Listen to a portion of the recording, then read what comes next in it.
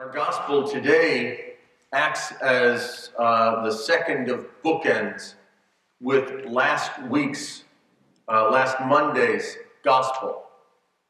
As you might recall, last Monday's gospel, Jesus comes ashore on it's the pagan side, the non-Jewish side of the sea there.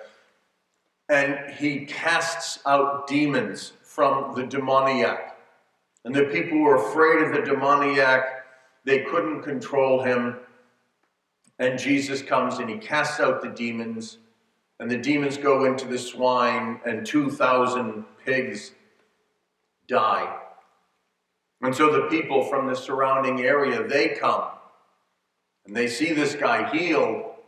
And they're told about the swine. And they ask Jesus to leave. They said, "Depart from us. Get back in your boat. Go back to your own side." And the man who was healed, he wants to go with Jesus. He tries to get in the boat, and Jesus says, "No. You need to stay here. You need to go back to your home and your family. You need to tell them what God has done for you." And the disciples go back over to the Jewish side. Well, today's gospel, they've gone back over. This is called the region of the Decapolis, the 10 cities.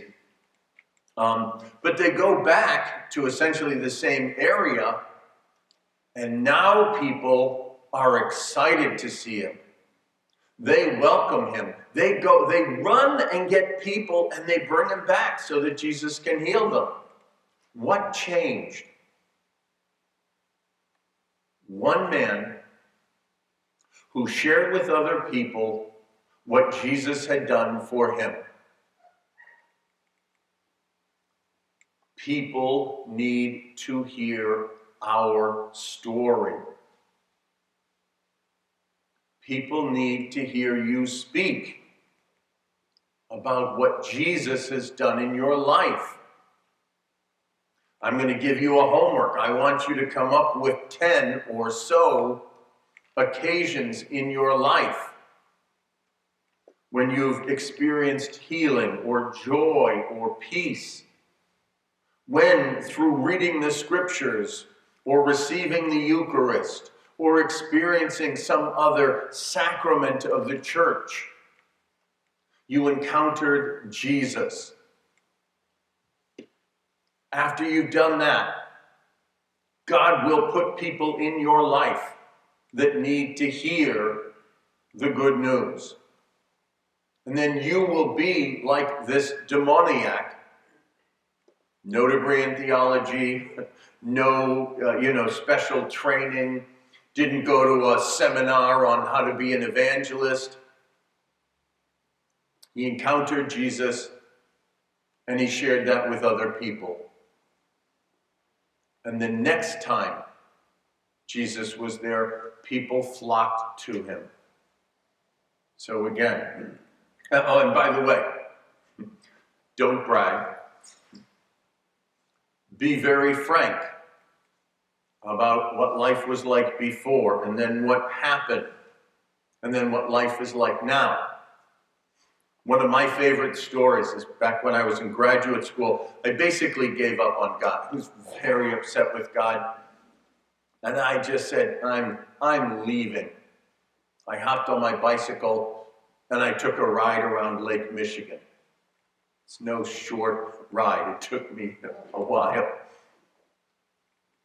But as I was going up Lake Michigan, I saw a sign for a monastery, and I thought, wow, it's been a long time since I've been to confession. Now, as it ends up, it was a monastery of nuns, of religious sisters, which I had to laugh. I said, well, God wanted me to go to confession, I thought, but apparently not. And they said, no, we have a chaplain. He lives in the house over there. He'll hear your confession. The most powerful confession in my life. I left there and I was energized, and my love of God was renewed. And And I decided after that confession that I was going to go back to the Lord. I was going to go back to my studies and finish my graduate degree. I was averaging about 30 or 40 miles a day before I made that confession. After the confession, I averaged 120. God's grace transforms our lives. And if we think about them, if we remember them, then when we encounter someone, we don't tell them what to do. We simply share what God has done for us. That is a powerful witness. So your homework is the first part of that. Come up with a mental list. Think about it.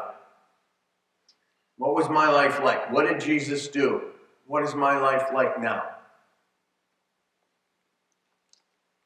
God will take care of the second part of the homework.